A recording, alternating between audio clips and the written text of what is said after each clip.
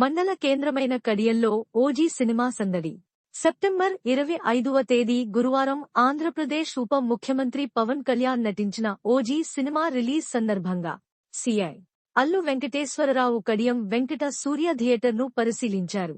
థియేటర్లో bathroom, sitting system, sound system వంటి సౌకర్యాలను పరిశీలించారు. థియేటర్ వద్ద ఎటువంటి సమస్యలు రాకుండా తగిన జాగ్రత్తలు తీసుకోవాలని థియేటర్ యాజమాన్యానికి సూచించారు. అదేవిధంగా సినిమా చూసి ఎంజాయ్ చేయాలని, ఎటువంటి గొడవలకు పోవద్దని ప్రేక్షకులకు హితవు పలికారు.